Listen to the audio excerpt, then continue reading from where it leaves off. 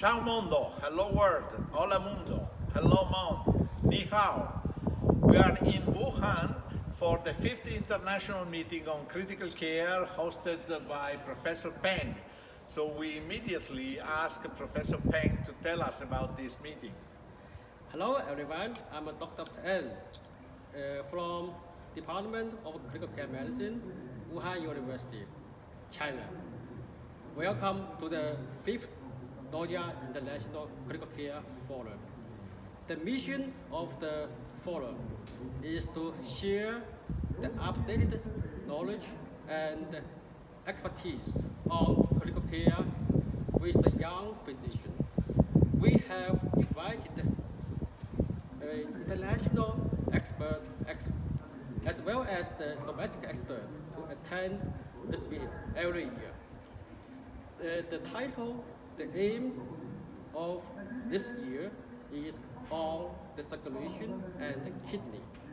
We are honored to invite a lot of the international experts like Professor Claudio Ronco from Italy, Professor Daniel Rebecca from Belgium. Belgium, Professor John Hawley from United Kingdom, Professor Kashani from States. Welcome. Thank you very much. And briefly, we would like to summarize the content of the presentations.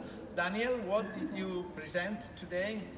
Well, I presented yesterday and today, so two talks, and it was mostly on the circulation, as you may expect. And so first I discussed the microcirculation as such, and its link with the systemic circulation and the way we can perhaps handle it and modify it at the bedside.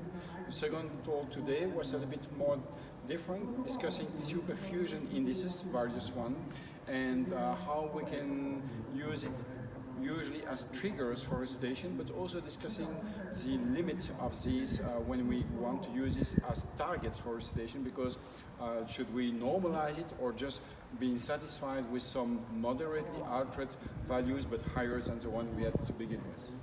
And Kianush, what did you present? Well, my presentation was cardiorenal syndrome type 5 due to sepsis and the nuances that exist in the field. Thanks to Claudio with cardiorenal syndrome definition, now we can target our treatment and research in appropriate channels. There is a significant number of work is going on in cardiorenal syndrome, particularly type 5 and related to sepsis, which requires a lot of attention. We also did a study on level of endotoxin and cardiac toxicity by endotoxin. Yes, absolutely. John, what did you present? So the theme of this Congress is about the circulation and the kidney, and we make a lot of assumptions when we talk about acute kidney injury that is related to changes in the renal circulation. But it can be something extremely difficult to study. And so I talked about the use of MRI techniques non-invasively to look at the renal circulation and renal oxygenation, which can be very useful in clinical and experimental models in order to understand what's actually really going on in the kidney when we're developing acute kidney injury. And finally, when I was invited by Dr. Peng, knowing that we're talking about circulation, I thought that it could have been a good idea to present the circulation in the artificial kidney. And in fact, I presented several of the studies that we did using specific techniques to analyze how blood flow distributes within the hollow fibers in dialyzer, but also how cross-filtration occurs across the semi-permeable membranes that we use for dialytic processes.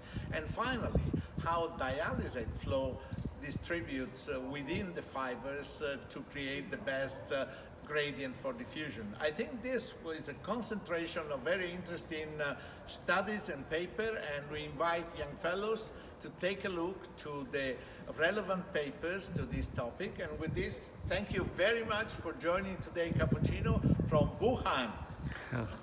Cheers. Cheers. Excellent. Excellent.